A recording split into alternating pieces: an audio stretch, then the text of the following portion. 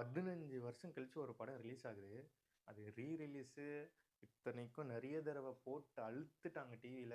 அப்படி இருந்தும் புது படம் ரிலீஸ் ஆகுற அளவுக்கு ஒரு எக்ஸ்பெக்டேஷன். அது ஏன்? வேற எதுவும் இல்ல. மங்காத்தா பத்தி தான் நான் சொல்றேன். ஸோ மங்காத்தா இப்ப ரிலீஸ் ஆகுது. இப்ப இருக்கிற ஜெனரேஷன் வந்து அது எப்படி பார்க்குறாங்கன்றது தெரியல. ஃபர்ஸ்ட்டு 2011ல வரும்போது அது எந்த எக்ஸ்பெக்டேஷன்ல இருந்தது? எப்படி வந்தது அந்த படம்? அதுல என்னென்ன ட்ரெண்ட் ஆச்சு? என்னென்ன வைப் இருந்ததுன்றத நான் இந்த வீடியோல ஷேர் பண்ணணும்னு நெனைக்கிறேன். ஒரு ரீகேப் மாரி. சன் பிக்சர்ஸ் தான் அந்த படத்த ரிலீஸ் பண்ணாங்க. ஸோ அந்த டைம் வந்து சன் பிக்சர்ஸ்க்கு நெறைய படம் சரியாவே போகல. ஸோ சன் பிக்சர்ஸ தூக்கி விட்டது அந்த டைம்ல அப்படின்னு பார்த்தீங்கன்னா, மங்காத்தா தான். ஒரு பக்கம் வந்து விஜய் சாரோட 50த் படம் வந்து சரியாவே போகல.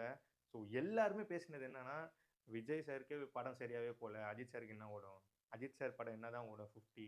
அதுவும் என்ன வயசானவன் மாரி நடிக்கிறான். அப்பலாம் அது ட்ரெண்டே கிடையாது. இந்த சால்ட் அண்ட் பெப்பர் இப்ப எல்லாருமே நடிக்கிறாங்க. பட் ஆனா ட்ரெண்ட் செட் பண்ணது அஜித் சார் மட்டும் தான். ஸோ அப்படி வந்து பேசிட்டு இருக்கும்போது, எந்த படம் அப்பலாம் ரிலீஸ் எவ்வளோ படம் ஃப்ளாப் ஆயிடுச்சு. 50வது படம் ஹிட்டா ஆகப்போகுது அப்படின்ற மாரி பேசினாங்க. நான் வரேன்டா அப்படின்ற மாரி தல வந்தாரு. தல வந்த டைம் என்ன சொல்றது? எதிர்பார்க்கவே இல்ல. இந்த மாரி ஒரு கம்பேக்கு, இப்படி ஒரு மூவி பயங்கரமான புதுசு. ஏன்னா, அப்பலாம் ஹீரோ வந்து நல்லவன் தான். ஹீரோனாலே நல்லவன் தான். கெட்டத அழிக்கிறது, வில்லன் அழிக்கிறதுன்னு. ஒருத்தன் வந்து ரொம்ப கெட்டவனா ஒருத்தன் வரான். அதுதான் விநாயக் மகாதேவ். ஸோ அந்த மாரி ஒரு படத்துல ஒரு ட்ரெண்ட் செட் பண்ணி, ரியல் ஏஜ் சொல்லி எல்லாருமே ஏஜ மறைச்சுட்டு, டை அடிச்சுட்டு, ரொம்ப யூத்தாவே இருக்கணும் அப்படின்னு நெனைப்பாங்க தமிழ் ஹீரோஸு. எல்லா ஹீரோஸுமே. ஸோ அத மாத்துனது அஜித் சார் தான். அதாவது எனக்கு 41 வயசுன்னு படத்திலேயே சொல்றது, சால்ட் அண்ட் பெப்பர் லுக்ல வருது. ஒண்ணும் இல்ல மூஞ்சி கழுவிட்டு அப்படியே நடிக்கிற மாரியே இருக்கும். அந்த மாரி இருக்கும்.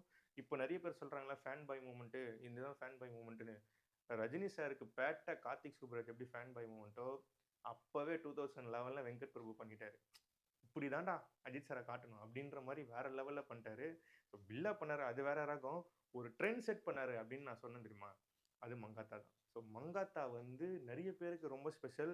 ஏன் சொல்றேன்னா, படம் பார்த்துட்டே இருந்தாங்க.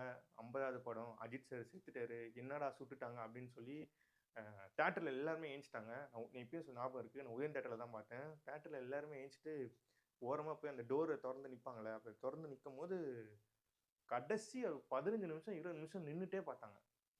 என்னடா, என்னடா, என்னடா அப்படின்ற மாரி நின்னுட்டு, கத்திக்கிட்டு, குதிச்சுட்டு, அப்படி ஒரு ட்விஸ்ட் வந்து தமிழ் சினிமால அந்த டைம்ல எதுவுமே இல்ல.